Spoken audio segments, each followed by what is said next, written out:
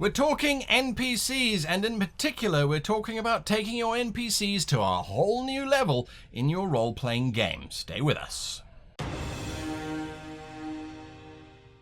Hello and welcome to this World Anvil video. My name is Guy, and today we're looking at a brand new set of sub-templates that have been added to the template of character. That character template that we all love so much has had an upgrade, and that upgrade I'm going to show you right now. So if we're going to go into edit, this is a character that I have created in the past.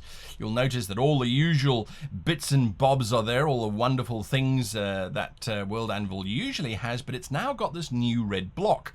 If you have the RPG module activated for your world, that is. Now in this block you'll notice there's three new subcategories, sub-templates if you like, that you can add on to your standard character template. And what they do is they change the way that your NPCs will work in your game. Now we're not just NPCs, we're also talking perhaps extras or background characters in your novel or in your world setting that you might create. Where do these come from and why is this block red? Well, the block is red because it comes from the How to Be a Great GM channel, the channel that I happen to run, and this entire template was inspired by this book here, Creating Epic Campaigns, a complete guide to creating epic campaigns, which we released recently. Now this is the hardcover version. You can also pick up a PDF version. Links are below if you want to check that out. Now the whole book is about creating amazing campaigns, and part of that is creating amazing NPCs that are going to have their dialogue basically written for themselves as they go along. So there's a whole lot of benefits to using these templates above and beyond just what they normally provide. So today we're going to look at Fodder NPC. We will go through the others as we get there. Now a Fodder NPC is create a random maiden, barman, farmer, on the road, a guard, and so many more. So it's a random individual that the party will encounter once or twice. Maybe they are going to feature on one page of your book. There's no restrictions to this,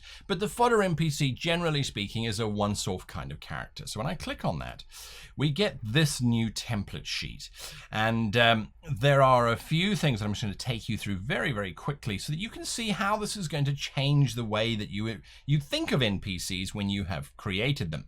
So you're going to give them a job. Now, why do they need a job? Well, whether it's a blacksmith, a beggar, a starship captain, it doesn't really matter. They need to have a job. Why do I say that? Well, NPC dialogue is something that scares a lot of people. Writing dialogue for characters is something that's quite demanding.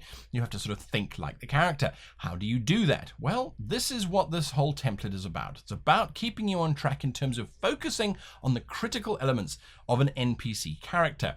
So a job is something that NPCs are most likely to talk about. If you see a starship captain leaning up against a bar in a cantina somewhere on the edge of space, you can fairly much guess that they're going to talk about the latest starship, speed, how fast their ship is, brag about their piloting skills, and so forth. So in other words, it helps you in terms of coming up with dialogue on the fly, as well as being able to create a character who seems plausible and real by giving them a job. It's as simple as that. Next up, you're going to give them a goal. Now, this goal could quite literally be to get drunk. If they're a starship captain at a cantina bar somewhere, it could also be to stand guard and not let anyone pass this door.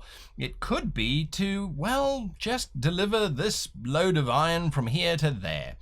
Giving the NPC a goal gives them something to talk about as well. Again, this is all something that you can use to make sure that your dialogue feels real and that the actions that your NPC is taking are actions that make sense. NPCs don't just stand around waiting for the protagonists to arrive, I should say, or the PCs to walk up to them and start a conversation. They have real lives, and we need to emulate that as best we can.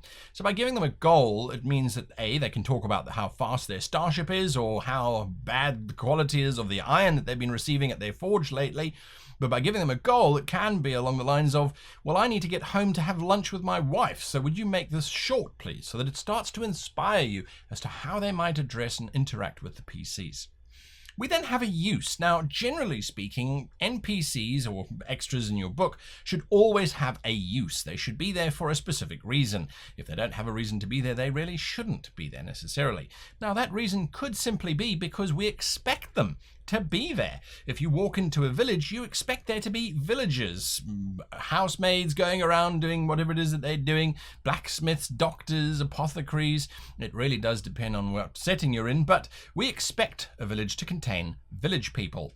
We expect a starport to contain aliens and weird and wonderful beings going from here to there.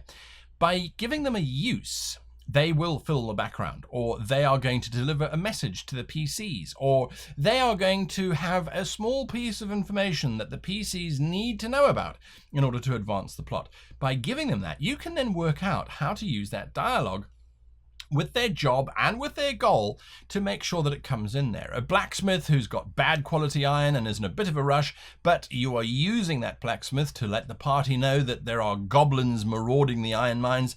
The blacksmith might say, "This iron is absolutely useless." That's to get the PCs to look in his direction, and when he looks in his direction, he says, "What? I don't have time to bang out all the impurities in this iron. I've got to get to lunch, but I'm going to be here all day with this bad quality iron." If they ask why the iron is bad quality, or if they engage the NPC in any way, which, well, hopefully they will, he can then continue to say something along the lines of, "Well, it's the only iron I can get since the main mine's been under attack by goblins recently. I've got to settle for this second-rate stuff." And all of a sudden, those 3 lines of dialogue that the blacksmith has now given us were all inspired by the template. None of it had to be thought up on the fly. I was just going, right, what's his job? I'm going to tell his job. What's his goal? I'm going to tell his goal. What's the problem? I'm going to tell the problem.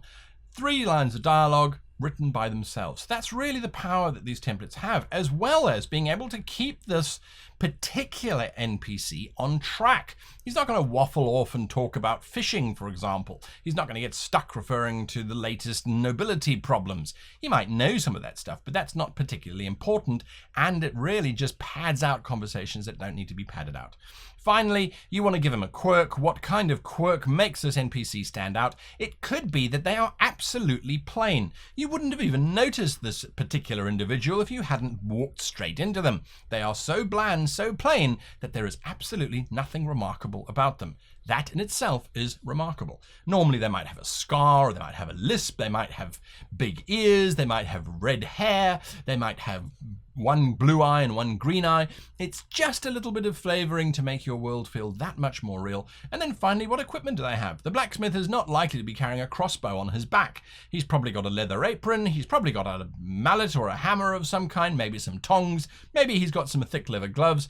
He's probably wearing pants, and if he isn't, then that's definitely a quirk, and he's probably got some boots on of some kind.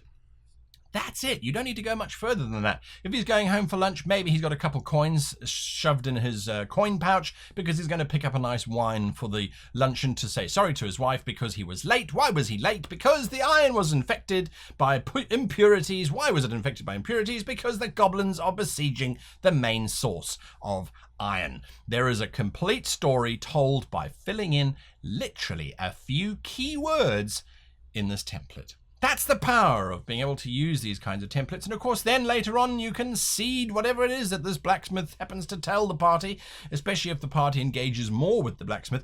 And you'll find, I hope, that your PCs will engage more with your NPCs because your NPCs now suddenly have a life and are suddenly real with real goals and ambitions and outcomes. Anyway, until next time, light up the forge.